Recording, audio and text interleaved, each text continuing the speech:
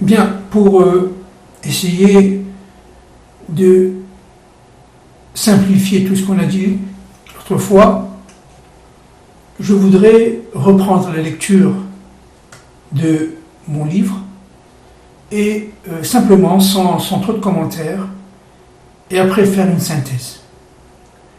Alors j'avais dit, dans cette deuxième section, intitulée « Le corps humain comme représentation de l'être Adam », que la représentation organique et fonctionnelle du corps humain tente à prouver un principe directeur fondamental, la complémentarité dans la spécialisation. En effet, chaque organe, chaque partie est prédéterminée par un faisceau contingent de sous-fonctions, tout cela convergeant vers une unité centrale, elle-même sous-tendue par une fonction supérieure imposée. Évidemment, c'est le cerveau qui va imposer, qui va donner l'ordre aux muscles de fonctionner.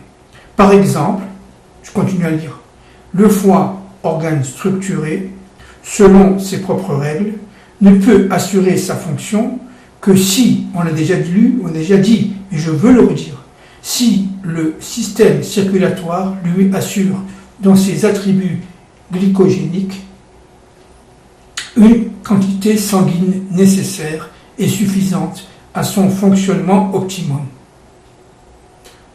Une insuffisance en ce domaine, on l'a déjà lu, risque de bloquer, voire stopper, la bonne régulation des flux internes et empêcher ainsi l'organe d'assurer sa fonction. Alors je vais me permettre juste de faire une petite remarque très très importante. Au niveau économique, au niveau politique, au niveau social, à travers un système, que ce soit par exemple le système libéral ou le système démocratique, l'État, qui correspond, si vous voulez, chez nous, humblement, au niveau de la nation, à un cerveau, l'État ne va pas chercher à imposer sans expliquer. Il va chercher à imposer pour réguler. Pour réguler. C'est-à-dire pour atteindre une certaine, si vous voulez, symbiose, cohérence. Il doit donc chercher à réduire les extrêmes, à les rapprocher, si vous voulez, de la moyenne. L'État doit et est intervenu dans la vie économique et sociale, par exemple, pour réduire l'injustice sociale. L'injustice sociale, c'est d'abord et avant tout la mauvaise redistribution du revenu national. Un des buts de l'État-nation, c'est d'éviter que les nations ne s'effondrent sous les coups de l'injustice. Le but de l'État, c'est d'éviter la guerre sociale, les conflits sociaux. C'est d'éviter, évidemment, la déstructuration de la collectivité. Qu'un groupe, après une époque de frustration, se batte contre un autre groupe. Le but de la nation, c'est donc de réguler, de limiter les écarts au niveau économique, au niveau, par exemple, culturel, au niveau, par exemple, politique. Chaque individu, à la limite, s'il est doué des fonctions, peut devenir général ou peut devenir président de la République sans aucun problème. Et l'État est là pour, si vous voulez, réduire l'incapacité qu'ont les classes dites défavorisées à atteindre les sommets de la hiérarchie politique, économique ou sociale. Alors ça a été une volonté en France depuis la grande crise des années 68. Ça a été d'abord ce qu'on appelle la démocratisation de l'enseignement. Ça a été le fait que, en fait, on va essayer d'ouvrir par une orientation un peu plus large les classes du secondaire à des populations qui auparavant ne pouvaient pas rentrer. Et on va essayer de réduire les écarts. Évidemment, de nombreux efforts ont été accomplis, mais je prendrai l'exemple d'un très très grand sociologue qui s'appelait monsieur le professeur Pierre Bourdieu, un de mes maîtres à la Sorbonne, qui est mort en 2002, et qui avait écrit un livre en 1966 avec son collègue monsieur Édouard Passeron, un livre qui s'appelait à l'époque Les héritiers. Et il voulait démontrer que, en fait, l'école n'était qu'un centre de reproduction des inégalités sociales. C'est-à-dire qu'en fin de compte, tous les efforts qu'avait accompli l'enseignement ne pouvaient être qu'une sorte de caisse de résonance des insuffisances qui existaient dans la société, au même titre que la famille. Et si l'école est en crise, en fait, mais non, c'est pas lui qui le dit, mais après, on l'a compris, c'est parce que la société est en crise. Et réciproquement. Une société en crise provoque une école en crise. Et c'est pareil pour la famille. La famille étant un microcosme social, avec une structure qui avait déjà été définie dans la Torah, si vous voulez, si je peux me permettre, par Yitro, avec une autorité, avec une délégation de pouvoir, avec une séparation des tâches, avec une complémentarité des fonctions, la famille, lorsqu'elle est déstructurée, lorsqu'elle est malade, elle implose. Et si elle implose parce que ce n'est que le reflet d'une collectivité sociale qui est en voie d'implosion. Et c'est ça le problème. Donc le but de l'État, c'est de rétablir, autant que faire se peut, la paix sociale. C'est-à-dire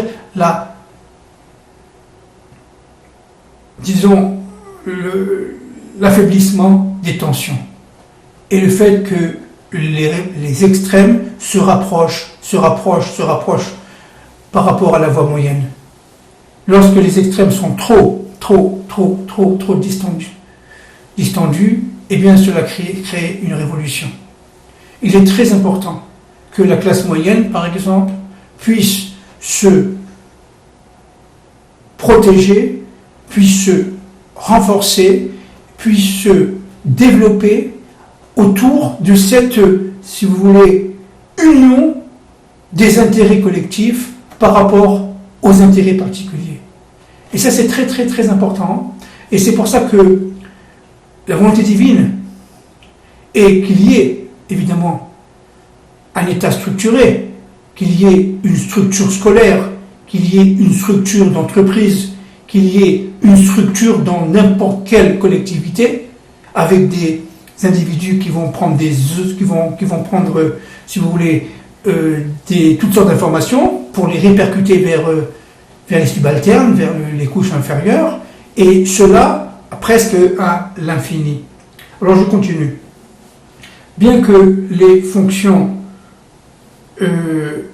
soient structurées, chaque élément, si petit soit-il, peut entraîner un ensemble de perturbations amplificatrices pouvant graduellement provoquer un blocage général conduisant, dans notre cas, à la mort.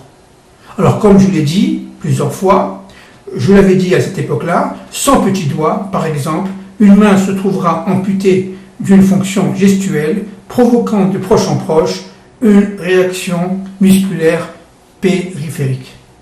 Par pur réflexe, les muscles, devant s'adapter et reconstituer leur univers fonctionnel, vont, sous la conduite de la force motrice, diriger leur flux nerveux différemment afin que la fonction manipulatrice puisse s'opérer avec un maximum d'efficacité.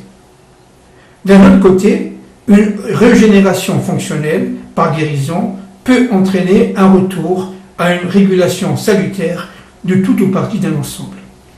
Bien que les organes aient des fonctions particulières d'importance inégale, chacun d'eux influe selon sa place et selon son degré de fonctionnement sur l'ensemble. L'homme a été créé à l'image de Dieu. Il en va de même de tout système. Les économistes classiques ont bien reçu cette spécialisation dans la complémentarité des unités productives, véritables cellules d'un corps économique et social. On parle bien là, chers amis, bon là je vais m'arrêter ici dans la lecture, et je voudrais expliquer un point aussi essentiel. On parle de corps économique et social. Aujourd'hui, on parle d'économie monde. Alors évidemment, ça aussi, on l'expliquera plus tard. Mais le corps économique et social, ça veut bien dire ce que ça veut dire. Chaque région, chaque ville, chaque quartier, chaque groupe de maisons a son intérêt, a sa propre réalité, a sa propre spécificité. Et évidemment, si je retire à un pays sa capitale, eh bien le pays sera défiguré, il n'aura en fait plus, en tant que pays, sans sa capitale, de raison d'être. L'État-nation, c'est donc un État avec ses institutions, avec donc son épine dorsale, avec toutes ces structures qui vont se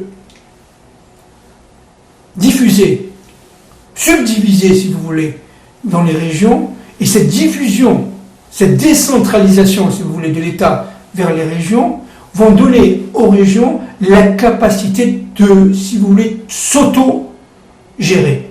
Et l'autogestion des régions est quelque part fondamentale à la vie régionale.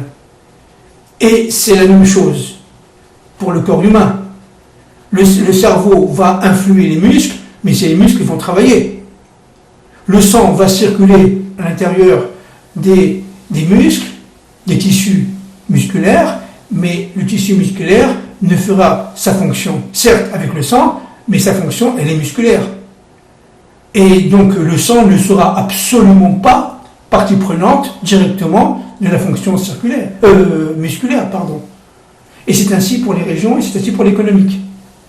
Lorsqu'il y a une entreprise qui, si vous voulez, se désagrège, se désintègre dans une région et que la région en souffre, c'est pourquoi? C'est parce que tout simplement cette entreprise faisait corps économique et social, économiquement parlant et socialement parlant, avec la région. Et donc l'État est là pour essayer de rendre, si vous voulez, cet espace complètement cohérent. C'est quoi un espace cohérent? C'est un espace où chacun a sa place et où chacun a sa fonction et où on ne va pas essayer d'usurper, je dis bien d'usurper la fonction de l'autre. Si l'entreprise a des problèmes parce qu'elle a des problèmes d'organisation interne, elle doit trouver les solutions. Si elle ne trouve pas elle-même la solution, eh bien il faut l'aider. Il faut l'aider. Comme le cerveau va aider tel ou tel organe, l'œil par exemple, de voir. Il faut l'aider. Mais le cerveau, c'est pas l'œil. Et donc, l'œil a besoin de l'iris, etc., des vaisseaux capillaires, pour pouvoir avoir cette fonction qui est la fonction de la vue, visuelle. Et cette fonction visuelle, on la retrouve encore une fois dans les régions, la région de la Bretagne en France, ou la région du Sharon en Israël, en fait, a besoin de l'État pour pouvoir se développer, de la collectivité humaine et de l'ensemble des corps économiques et sociaux qui sont en son sein. Et ça, c'est très important. C'est-à-dire qu'en fin de compte, pour que la fonction d'un individu puisse se faire, si je prends un individu typique, un ménage par exemple, il faut qu'il ait revenu. Donc il faut qu'il loue sa force de travail. Et c'est quoi cette force de travail? Eh bien c'est sa force de qualité qu'il a en lui et qu'il possède et qu'il va louer par rapport évidemment à une entreprise, par rapport à un marché, et en cela il va recevoir un salaire. Donc c'est quoi le salaire? C'est la rémunération de cette force de travail. Et il en est ainsi pour toute chose. Donc si vous voulez, l'État-nation est en danger lorsque l'État et la nation sont séparés. Il est en symbiose et en développement lorsque l'État et les nations sont unifiés. Et pour unifier l'État et les nations, il faut que chacun fasse sa fonction.